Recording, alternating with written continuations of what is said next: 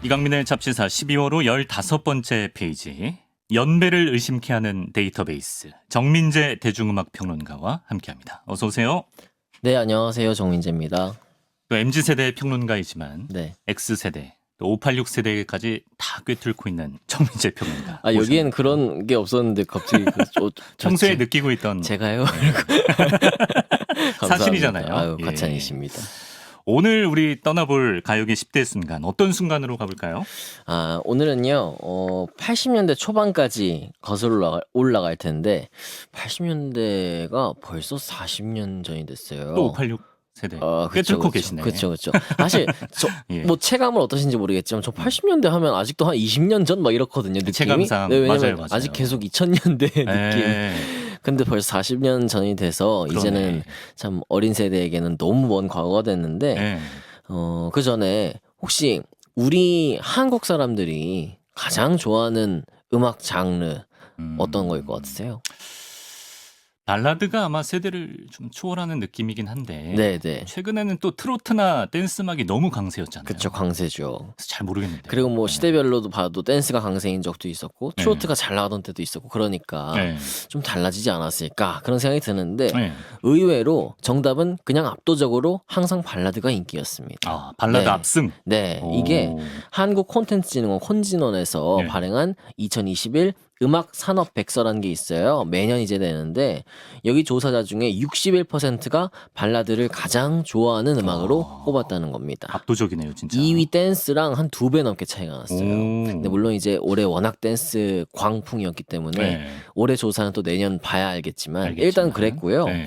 이게 지금 뭐 하루 이틀 얘기가 아니고 음악산업백서가 2005년부터 나왔어요. 아. 근데 이 음악산업백서 처음 나왔던 2005년부터 매년 발라드가 1위였습니다. 한 번도 빼놓지 않고. 한 번도 빼놓지 않고. 오. 2위는 좀 바뀌어요. 2위는 뭐 트로트일 때도 있었고 네. 댄스일 때도 있었고 좀 바뀌는데 1위는 그냥 요지부동 발라드였고요. 어허. 그리고 예전 조사들을 봐도 80년대부터는 이미 그냥 발라드가 계속해서 패권을 잡고 있었다. 한 40여 년을. 네네네. 와. 그렇게 보이죠. 우리나라 사람들이 가장 좋아하는 음악은 발라드. 예. 그 시작점으로 한번 가보려고 합니다. 아, 우리 가요계가 이제 발라드의 시대로 된 그 시작된 시점으로 오늘 가보겠다라고 하셨습니다. 네.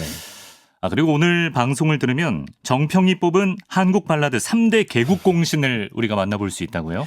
네. 이거 사실 감히 제가 뽑은 건 아니고요. 우리가 어떤 걸 네. 해도 역사가 중요하다 얘기를 하잖아요. 항상 그럼요. 예. 역사 알고 해야 된다. 아무리 뭐 우리가 그냥 음악 듣고 영화 보는 거여도 그 뿌리를 알아야 된다 하거든요. 네. 그 뿌리를 진짜 저 말고도 정말 많은 선배들이 얘기했던 그리고 그 시대를 살았던 사람들은 이미 답을 다 알고 있어요. 다 답을 다 알고 체감했던 있다. 그런 세 분에 대한 얘기 해볼 세 분. 겁니다. 네. 제가 듣고 자란 발라드 가수는 뭐 신승훈 씨나 김현우 씨, 성발라 성시경 씨, 양파 씨도 좋아했고 네네네. 이런 분들인데 혹시 포함된 분이 계신가요? 세 분 중에는 포함이 안 되고요. 네. 물론 이제 이 얘기하신 분들 너무나 뛰어난 분들이고 쟁쟁하죠. 예. 그 흐름에서 나온 분들이죠. 그리고 아. 당장 신승훈 씨는 이 정말 세 분과 정말 밀접한 관계를 맺고 있지만 네. 그래도 오늘 세 분은 들어가지 않는. 그럼 도대체 신승훈도 끼지 못하면 이 세 사람 누구인가? 신승훈 씨보다 더 본류다. 그렇죠, 그렇죠. 말 그대로 발라드의 문을 열어준 분들. 네. 예, 굉장히 궁금해지는데 구독자 여러분도 오늘 짐작을 좀 해보시면서 맞춰보시기 바랍니다. 아, 근데 80년대 좀 까마득한 느낌이다라고 우리가 얘기를 했는데 사실 80년대와 발라드는 잘 매치가 안 되고 그때는 왠지 트로트를 많이 들었을 것 같은 느낌이거든요. 그렇죠. 그러니까 80년대 초반까지만 해도 트로트가 강세였고 네. 아니면은 그룹 사운드, 뭐 송골매라든가 뭐 이런 팀들이 인기가 있었는데 그때도 발라드라는 음악이 없진 않았어요. 그러니까는 그 용어를 쓰진 않았지만 뭐 민혜경의 어느 소녀의 사랑 이야기, 그리고 이용의 잊혀진 계절, 지금도 예. 뭐 10월이면 나오는 그쵸, 그쵸. 그런 노래들도 사실 발라드의 형식을 따르고 있죠. 그래서 그런 음악이 없진 않았지만 네. 서정적이고 좀 멜로디가 아름다운 그런 음악들, 느린 음악들 없지 않았지만 그래도 발라드라는 용어는 사용하지 않았고요. 사용하지 않았고. 네네네. 아, 그렇군요. 또 반면 해외에서는 그때 그야말로 팝의 르네상스였다고. 네, 그러니까는 이 시기가 마이클 잭슨 그리고 뭐 듀란, 마돈나, 휘트니 휴스턴, 웸 이런 정말 슈퍼스타들이 네. 우후죽순 등장하면서 네. 그야말로 팝 음악을 듣는 것이 어떤 첨단을 우리가 향유하는 최신 트렌드. 최신 트렌드를 우리가 알고 있는, 꿰뚫고 있는 예. 그런 어떤 지표였어요. 그래서 조사를 보니까 FM 라디오에서 전체 FM 라디오 네. 선곡 중에 무려 60% 이상이 팝송이었답니다. 아, 팝이 더 많았다. 이 당시에. 네네. 오. 그리고 우리가 지금 뭐 라디오를 하고 있지만 네. 편성 아시잖아요. 네. 팝송 프로그램 거의 없어요. 점점 줄어드는 추세죠. 점점 줄어들고 네. 있고 방송국마다 그냥 몇 개 손으로 꼽을 수 있을 정도만 네. 지금 남아있는 상태잖아요. 네, 네. 이게 지금이랑 딱 정반대였다고 생각하면 됩니다. 대한민국 라디오에서 우리말보다 영어가 더 많이 들렸다는 거예요. 영어 곡이 훨씬 많이 와. 나갔다는 거죠. 그래서 가요 프로그램이 몇 개 있지 않았고 네. 특히 이제 청소년들, 젊은 세대는 가요는 조금 어른들이 듣는 음악, 아, 오히려. 조금 오래된 음악, 낡은 음악 이렇게 여겼고 팝송이 세련된 것, 이거 좀 들어야 하는 거, 알아야지 잘 나가는 거. 음반 판매량에서도 팝이 정말 압도적으로 더 많이 팔렸죠. 압도적이다. 네네. 그래요. 이런 흐름 속에서 1985년에 드디어 우리 가요계의 한국형 팝 발라드의 시작을 알린 한 장의 앨범이 등장하는데요. 네. 아, 여기서 첫 번째 발라드 개국 공신을 우리가 만나게 네네. 되는군요. 누구의 앨범인가요? 제가 오늘 앨범 몇 장 가져왔는데, 직접. 네, 오. 이 앨범이에요. 카메라. 카메라. 네. 누구세요? 저기 너무 이문세 누렇게 나와가지고. 씨입니다. 이문세 씨군요. 네네. 예. 이문세 씨의 85년도에 나왔던 3집 앨범인데, 이 앨범이 그야말로 흐름을 바꿔놓는 어떤 시작점이었다고 보고 있어요. 그래서 왜 기차도 노선이 갈라질 때 처음 갈라지는 그 선이 있잖아요. 그쵸. 어떻게 보면 그 라인의 역할을 했다고 할까? 기점이 됐다. 사실 이문세 씨는 이전에도 활동을 하고 있긴 했어요. 이게 네. 지금 85년에 나왔고 세 번째 앨범인데, 네. 그럼 앞에 두 장이 있는 거잖아요. 그렇죠. 82년에 2년에 1집이 나왔는데요. 네. 그리고 83년에 2집 파랑새. 삐리삐리삐리 파랑새는 갔어도 이 노래 노래. 잘하시네. 예시를- 궁금했는데 늘 궁금했는데. 예시를 들어줘야 예. 또 알 수 있잖아요. 네. 근데 이게 파랑새라는 곡이 뭐 어느 정도 알려지긴 했지만 뭐 스매시 히트라고 할 수는 없었단 말이에요. 사실 그리고 이때는 이문세 씨가 방송 진행자로 진짜 잘 나갈 때였어요. 노래는 별로 안 떴는데. 노래는 뜨지 않았는데 왜냐면은 워낙 재능이 있는 분이었는데 네. 78년도에 여기 CBS에서 네. 하이틴 라디오, 그땐 하이틴 라디오라는 표현을 썼습니다. 이 CBS에 하이틴 라디오가 있었다. 네네. 하이틴들이 좋아했던 예. 세븐틴이라는 지금 뭐 제목도 하이틴이네. 아이돌 그룹 제 이름인데 그러네. 세븐틴이라는 프로그램에 DJ가 돼요. 예. 양희은 씨에 이어서 DJ가 됐는데 예. 그 전에 어떤 게스트가 이제 공연을 해야 되는데 약간 펑크가 나니까 급하게 막 PD가 찾은 거죠. 할 수 있는 친구 없을까 예. 했는데 이제 약간 아마추어 무대 그리고 뭐 음악다방 이런 데서 활약하고 있던 이문세 씨를 무대에 세웠는데 네.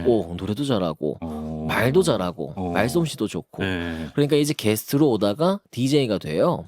그래서 이제 CBS에서 DJ를 시작했고 예. 인기를 막 얻다가 81년부터 83년까지는 KBS에서 밤을 잊은 그대에게 그리고 83년에는 MBC로 갑니다. 네. 이 당시 KBS에서 젊음 행진이라는 프로그램이 진짜 인기 있을 때인데 네, 네. 이 말 그대로 젊은이들이 좋아하던 예. 그 프로그램에 대항해야 하니까 네. 좀 승부수를 띄울 만한 프로그램 만들자 해서 만들었던 텔레비전 프로그램이 영일레븐이거든요. 영화다. 영화죠. 예. 영일레븐의 MC가 돼요. 네. 그리고 85년 4월부터는 그 전설의 MBC 라디오 별이 빛나는 밤에 DJ가 됩니다. 그 방송인으로서의 입지를 먼저 구축을 한 거네요. 정말 잘 나가던 야. 진행자였죠. CBS 선배님이신 줄은 저도 이번에 알았어요. 네, 또 네. 제가 평소에 약간 두상이 이문세 씨랑 비슷하다. 오, 이런 오. 얘기를 많이 듣기 때문에 더 친근함이 느껴집니다. 네. 그리고 이문세 씨의 음악 세계를 이야기할 때 빼놓을 수 없는 분이 계신데 작곡가 고 이영훈 씨 얘기를 해볼까요? 네, 이문세 씨와 이영훈 씨가 콤비 플레이를 펼치면서 이렇게 음악 세계를 펼쳐나갔는데 참 운명 같은 만남이었어요. 그러니까 어떻게 보면은 우리가 살면서 그렇게 좀 영화 같은 인연은 있다고 보는 게 이런 분들을 볼 때 그걸 느끼거든요. 그래요. 예. 84년 어느 날에 이문세 씨가 이제 킹 레코드 소속이었는데 네. 여기 아래층 스튜디오에 신촌 블루스의 어미노 씨가 있었대요. 거기를 쓰고 있었던 거죠. 네. 근데 이제 이문세 씨가 어쨌든 두 장 앨범이 잘 안 됐고 네. 자기의 어떤 원하는 만큼의 음악이 안 나오는 거예요. 근데 나는 텔레비전 스타로는 라디오 스타로는 지금 올라가고 있는데 네. 사실 나는 음악을 하고 싶었거든요. 네. 그러니까는 막 주변에 수소문을 하고 다녔답니다. 좋은 곡 없을까? 뭐 좋은 작곡가 좀 소개해달라. 네. 네. 근데 이 어미노 씨가 너 지금 앨범 준비하고 있다는 거 들었는데 곡 잘 쓰는 음악 잘하는 친구가 있다. 뭐 작곡가라고도 안 했대요. 네. 음악 잘하는 친구가 있는데 네. 소개해줄게 한번 만나봐라. 곡 몇 곡 내가 들어봤는데 괜찮더라. 그럼 소개를 해준 거예요. 네. 근데 이분은 그게 이영훈 씨인데 이영훈 씨가 당시에 미대생이었습니다. 원래는. 그림 미대생? 네네 그림을 그리고 있었고 원래 네. 음악을 좋아하긴 했지만 네. 미대생이었는데 이 어민호 씨가 속한 밴드 장기들이라는 밴드가 있었는데요. 예, 장기. 예, 꽁 장기 있죠. 네, 네. 장기들에서 키보드 어떻게 보면 아르바이트를 하고 있던 그런 상황이었어요. 정식 멤버도 아니고. 네네. 그래서 이제 곡을 몇 곡 들어봤더니 괜찮아서 이제 소개를 해준 거죠. 네. 그래서 이제 이문세 씨가 이영훈 씨를 만나러 갑니다. 네. 근데 굉장히 수줍어하고 좀 겸연쩍어하고 겸손한 첫 인상이었대요. 그래서 네. 얘기를 많이 들었다. 음악 한번 들어볼 수 있을까 그랬더니 네. 이영훈 씨가 엄청 지금 말로 너무 빼더래요. 아 빼요? 왜냐면은 막 네. 이거 지금 내가 프로도 아니고 이거 진짜 졸작인데 들려줄 수가 거들먹거리면서 뺀 게 아니라 부끄러워서. 근데 이거 좀 들려줄 수가 조금 창피한데 이러면서 담배를 그렇게 줄 담배를 피우고 해서 그래도 한 번만 들어봅시다 해서 들은 게 소녀였습니다. 소녀. 네, 소녀. 그 명곡의 전주 있잖아요. 네. 그 예쁜 전주를 피아노로 딱 연주하는데 이문세 씨 표현 빌리면은 가슴에 돌덩이가 쿵 앉는 그런 기분이었대요. 그 정도로 이거 진짜 명곡이다. 이런 노래를 나는 가요에서 들어본 적이 없다. 그런 기분이었다는 거죠. 완전 새로운 노래여서. 네네네. 그래요. 그럼 우리가 여기서 잠깐 당시에 이문세 씨에게 감정이입을 좀 해서 이문세의 소녀 그 전주 부분에 집중해서 한번 들어보겠습니다.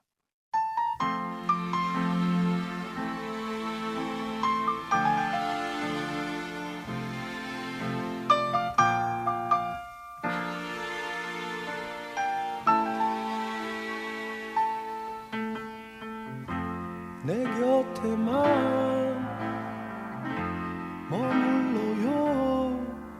떠나면 안 돼요.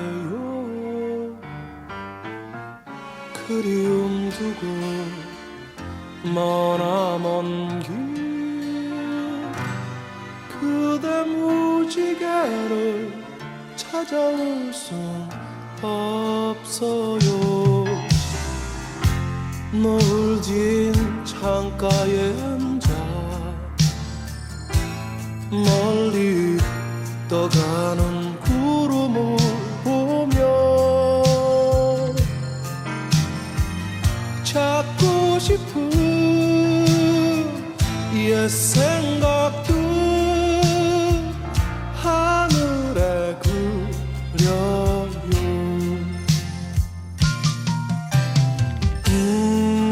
이문세 소녀 듣고 왔습니다. 우리가 너무 잘 알고 있는 이 아름다운 선율의 요 노래. 근데 그 데모 버전을 듣고 이문세 씨는 가슴에 돌덩이가 내려앉은 충격을 받았다는 거군요. 네. 그러니까 이게 지금 85년 전인 거 아니야? 84년 뭐 이렇게 됐을 거 아니에요. 그러니까는 그때는 진짜 발라드가 있어도 약간 트로트 느낌이 나는 그런 음악들이었는데 뻥비리. 지금 들어 너무 세련됐잖아요. 너무 세련됐죠. 네, 진짜. 그러니까는 충격을 받은 거죠. 그래서 이문세 씨가 나 곡 좀 달라, 몇 곡 더 있으면 달라 그랬는데 이영훈 씨가 막 손살을 쳤대요. 이거 진짜 습작이고요.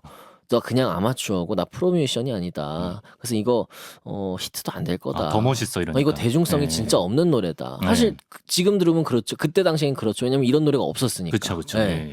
이거 히트도 안 될 거라고 막 그랬대요. 실제로 이 노래는 이영훈 씨가 학창 시절에 만든 곡이랍니다. 실제로? 네네 10대 때.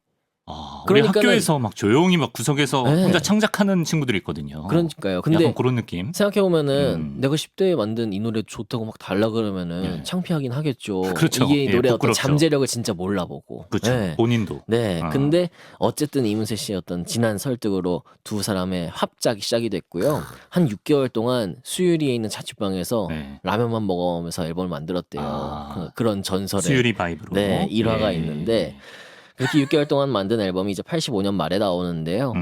아주 대성공을 거두죠. 근데 이게 제야의 고수 두 사람이 정말 영화처럼 이렇게 만났으니까 바로 한 번에 빵 떠야 될 것 같은데 근데 발표 당시에는 그다지 뜨거운 반응이 아니었다고요? 처음엔 좀 미지근했어요. 그리고 처음부터 어떤 신드롬을 일으킨 건 아니었고요. 네. 왜냐면은 어쨌든 2장의 앨범을 냈던 이문세가 뭐 그렇게 특별하지 않았는데 앞선 2장 앨범이 이번이라고 가수로서의 존재감이. 네네 그런 기대감이 그렇게 크지 않았던 것 같기도 하고요. 지금 같은 뭐 인터넷도 있고 하니까는 나왔을 때 바로 알려질 수 있지만 네. 이때만 해도 라디오 좀 타야 되고 텔레비전도 가야 되고 좀 시간이 걸렸죠. 그렇군요. 하지만 그 시간이 음. 그렇게 오래 걸리진 않았습니다. 네. 바로 이듬해 86년에 이문세 열풍이 불기 시작하죠. 그러니까 이 앨범을 지금 만들 때 노래들을 막 썼는데 이문세 씨가 딱 듣기에 다 좋은데 너무 세련되고 막 클래시컬하고 막 너무 좋은데 네. 우리는 어쨌든 뽕필이 있어야 되거든요. 아직 그때는 뽕이 아직 감기는 노래가 없다. 그래서 노래 하나만 네. 진짜 쉬운 걸로 하나만 써달라. 그래서 이영훈 씨가 네. 30분 만에 쓴 노래가 네. 바로 난 아직 모르잖아요예요. 근데 이영훈 씨 이 노래를 진짜 싫어하셨대요. 왜냐면은 네. 30분 만에 막 급하게 이 필요에 의해서 막 쓴 노래라 좀 창피하셨던 거죠. 30분 만에 썼다는 것 자체가. 근데 이문세 씨는 그랬기 때문에 이영훈 씨의 천재성을 이 곡으로 더욱 인정하게 됐다라는 얘기를 했고요. 네. 이게 이제 가요 톱10에서 5주 동안 1위하고 그리고 뭐 지금 들었던 소녀 그리고 뭐 휘파람 빗속에서 이런 노래들이 동시다발적으로 히트하면서 네. 앨범이 150만 장 이상 팔리는 인기를 얻고 골든디스크 대상까지 수상하게 됩니다. 당시 이문세 씨의 앨범 판매량을 제가 좀 읊어드리면 사랑이 지나가면, 이별 이야기, 가을이 오면, 깊은 밤을 날아서, 그녀의 웃음소리뿐 이 명곡들이 통째로 수록된 이문세 씨의 4집이 285만 장이 판매됐고요. 그리고 시를 위한 시, 광화문 연가, 가로수 그늘 아래 서면, 붉은 노을 이 명곡들이 또 통째로 수록된 이문세 씨의 5집이 또 258만 장이 판매되고 이 정도면은 저기 뭐 중국 쪽에 부탁을 해서 공장에서 찍어내야 돼요. 그러니까요. 네. 진짜 없어서 못 파는 정도의 앨범이었다고 하고요. 그러니까는 이 5집이 나올 때 이미 3집, 4집이 대박 나는 걸 봤잖아요. 네. 음반사에서 사실 이때만 해도 팝 앨범이, 수입 앨범이 물론 지금도 그렇긴 하죠. 수입 앨범이 조금 더 비싼데 가요 앨범이지만 우리 이거 잘 팔리니까 잘 팔린 앨범이니까 가격을 좀 올리자. 그래서 이 판 LP 가격이 원래 3,500원이었답니다. 근데 이거를 팝 음반이랑 비슷한 수준으로 5,000원까지 올리는 가격 인상까지 단행하게 한 그런 앨범이었죠. 뭐 이참에 한몫 챙겨보자 이런 마인드는 가질 수 있는데 이거 인상률이 네네. 3,500에서 5,000이면 꽤 커요. 꽤 큰 거거든요. 네네. 불매운동하는 소비자들 없었습니까? 그러니까 좀 화가 나는 소비자들도 있었대요. 네. 막, 어떤 기사까지 날 정도로 네. 이문세 앨범 너무 비싸다. 네. 뭐 근데 어떻게요? 들으려면은 이거 사야지. 그렇잖아요. 사실 지금도 영화값이 오를 때 보면은 꼭 대작 개봉할 때 영화값이 올라요.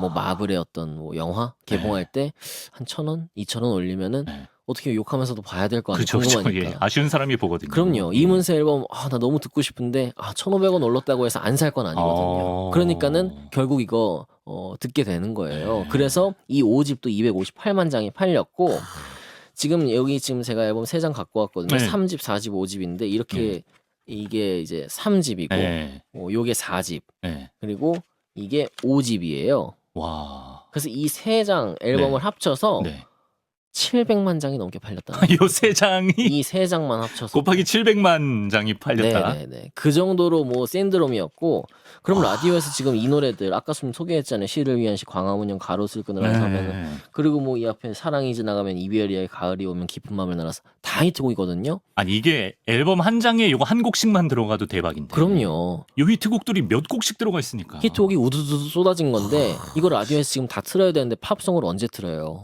그쵸. 그러니까는 팝송 프로그램들이 점점 줄어들고 가요의 선곡이 늘어나게 되는 어떤 기점이 돼요. 이 5집 앨범으로. 그래서 가요와 팝의 전세 역전이 이뤄졌다. 그리고 젊은 이제 소비자들 사이에서 이제 가요도 세련됐다. 들을 만하다. 특히 20대 여성 소비자들 굉장히 유행에도 민감하고 감수성도 아주 풍부하고 우리 가요는 어른 노래다라고 생각했던 그 소비층들이 그 소비층이 이제 가요도 들을 수 있다 하게 된 앨범이 바로 이문세 5집이었죠. 그러니까 음악계와 방송계의 판도 자체를 이문세 씨의 앨범이 바꿔놓은 거예요. 네. 대단합니다. 자, 그럼 그 중에서 제가 엄선을 해서 요 곡을 한번 골라봤습니다. 이문세의 광화문 연가.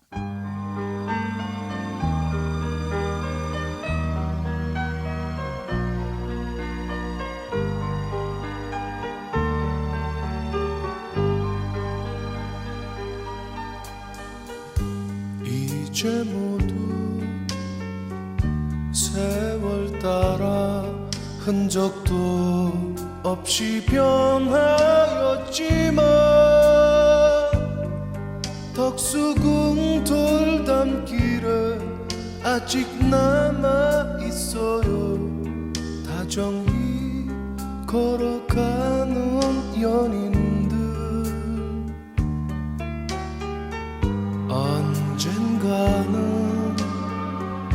우리 모두 세월을 따라 떠나가지만 언덕 밑 정동길은 아직 남아있어요. 눈 덮인 조그만 교회당.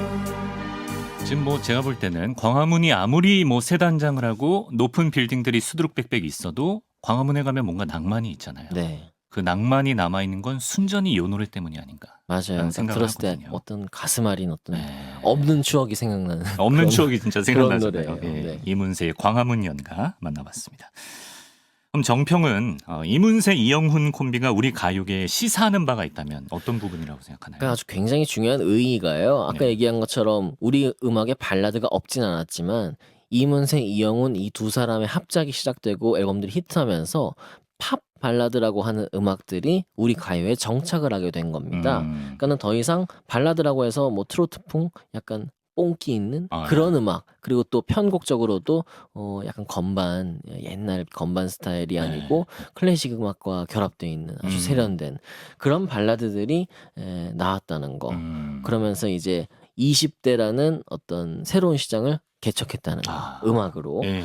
그리고 또 빼놓을 수 없는 게 이영훈 씨의 가삼 이야기인데요. 우리가 지금 노래 가사, 들으면서도 와 가사가 아 어떻게 그러니까요. 지금 들어도 이렇게 좋을까 시일까 이런 생각을 소녀 하잖아요. 듣는데 네네. 무지개라는 단어를 거기 어떻게 넣냐고. 그러니까요. 네. 근데 이영훈 씨는 실제로 곡을 쓸 때 가사 쓰는 게 정말 어려운 사람이었대요. 아, 그래요? 정말 어려우셨다고 하고 네. 내가 만약에 가사 안 쓰고 곡만 썼다 그러면은 하루에 넉넉 잡아서 5곡씩 쓸 수도 있다. 멜로디만 쓴다면. 근데 가사를 쓰려면은 한 달에 한 곡이 나오기도 하고 어떤 노래 10년 만에 완성된 가사도 있다고 해요. 아, 실제로. 네네. 그러니까 이문세 씨 앨범 중에서 네. 이제 이소라 씨랑 같이 부른 노래가 있거든요. 슬픈 사랑의 노래라고 네네. 90년대에 나온 노래인데 네. 이거는 스케치를 해놓고 가사 쓰기까지 10년이 걸렸습니다. 10년 동안 쓴 가사. 네, 그 정도로 가사 쓰기 어려움을 겪었고 네. 참고로 이분이 곡을 쓸 때 이건 진짜 전설의 무용담 같은 얘기인데 네. 커피를 40잔씩 마시고 약간 베토벤 느낌인데요. 예. 담배를 4갑씩 피워가면서 곡을 쓰셨대요.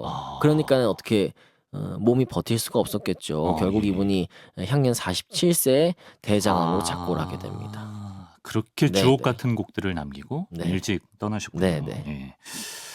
그래요. 자, 이렇게 이문세 왕이 독주하던 발라드 세상이었는데 드디어 발라드 왕자가 태어납니다. 네. 발라드 전성기를 연 두 번째 공신 네. 누군가요? 바로 변진섭 씨인데요. 아하. 실제로 이때 당시 쓰였던 수식어가 신세대 발라드 왕자였어요. 신세대 발라드 왕자. 그러니까 신발왕. 신세대들의 예. 발라드 어떤 새로운 왕자. 이분이 88년도 6월에 1집 홀로 된다는 것이라는 앨범을 냅니다. 네. 그래서 이 앨범에서 이제 홀로 된다는 것, 새들처럼 내게 줄 수 있는 것은 오직 사랑뿐 이런 노래들이 연달아 히트를 하죠. 네. 그러면서 이 앨범이 1집인데도 180만 장이 팔려요. 그러니까는 신인으로서는 굉장히 이례적으로 네. 신인상과 대상을 동시에 수상하게 됩니다. 그러네요. 근데 사실 이때를 생각해 보면은 예전에 얘기했던 댄스 음악의 흐름이 조금씩 시작되고 있을 때였어요. 네, 김한선, 소방차, 박남정 등등 네. 86, 87 이렇게 해가지고 댄스의 인기가 대단했는데 네. 그 인기를 발라드로 돌리는데 이 변진섭 씨의 앨범이 아주 큰 역할을 했죠. 이때 돌고 돌던 유행어 중에 하나가 발라드풍 음악이란 말이었다고요? 네, 그래서 신세대들의 발라드풍 음악에 대한 선호가 높아지고 있다. 이런 보도가 나올 정도로 네. 발라드 음악의 인기가 막 더해졌는데 네. 여기에 이제 이듬해 나왔던 89년 10월에 2집이 나오는데 네. 여기에서 너에게로 또다시, 숙녀에게, 로라, 희망사항, 우리의 사랑이 필요한 거죠. 희망상. 이때 나오는구나. 네. 어떻게 이 앨범 한 장에서 히트곡이 이렇게 많이 그러네, 나올 수 진짜. 있는지. 말도 안 이문세 씨도 되네요. 그렇고 예. 변진섭 씨도 그렇고 네. 이 앨범이 240만 장 팔렸어요. 와, 그러니까 어마어마한 앨범이었고요. 네. 이 이후에 이제 뭐 조정현의 그 아픔까지 사랑한 거야. 김민우의 사랑일 뿐이야. 이런 노래들이 89년, 뭐 90년, 91년 쭉쭉 나오면서 네. 남성 발라드 가수들이 잇따라 등장하고 인기를 얻게 됩니다. 이문세 씨가 쏘아올린 어떤 발라드 공을 나이스 캐치한 네. 신세대 발라드 왕자입니다. 변진섭의 홀로 된다는 것 들어보겠습니다.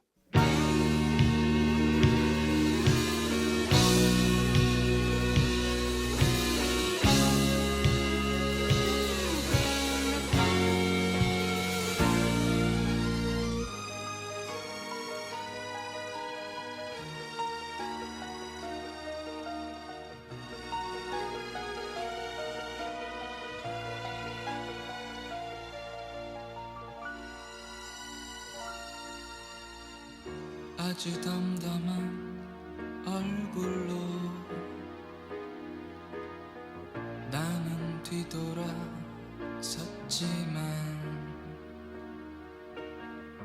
나의 허무한 마음은 가눌 길이 없네. 아직 못다한 말들이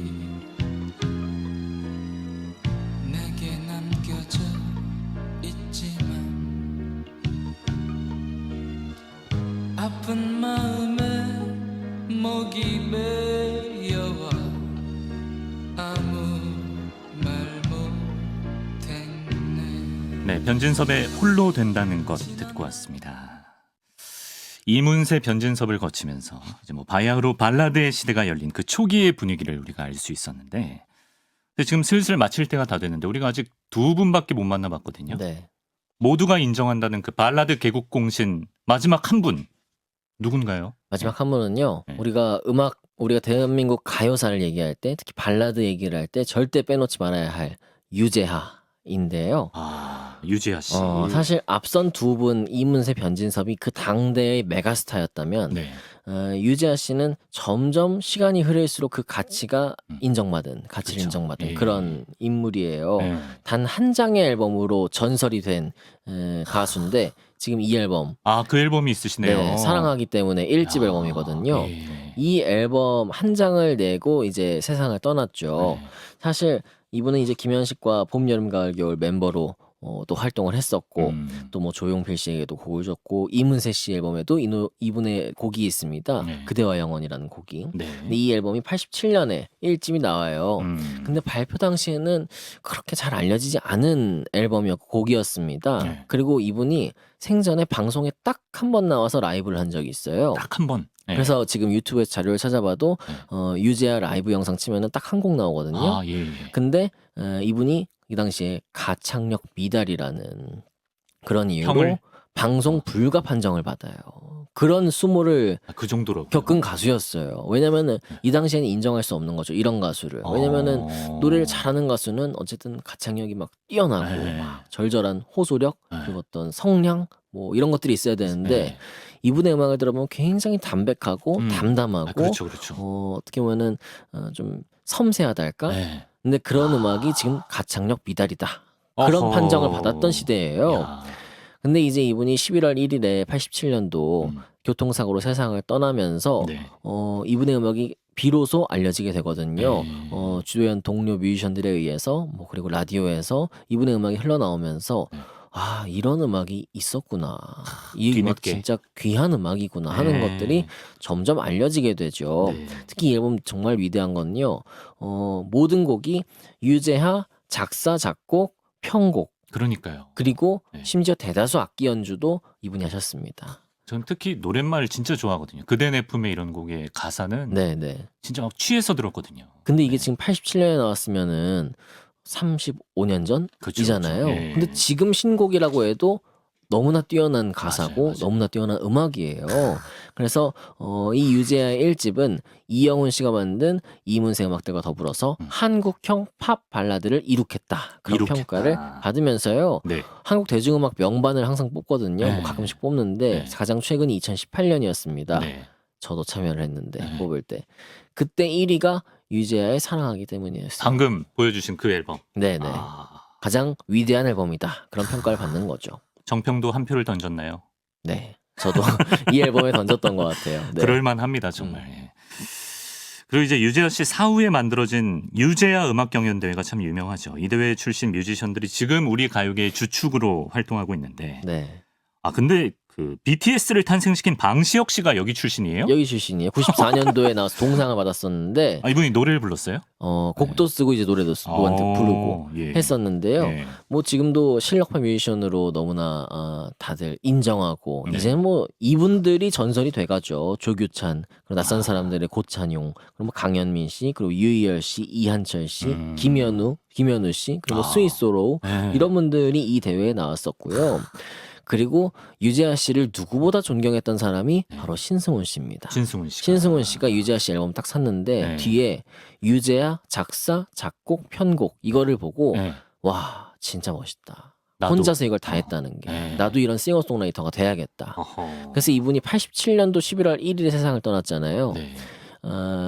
이 신승훈 씨는 91년도 91년 11월 1일에 데뷔 앨범을 내요.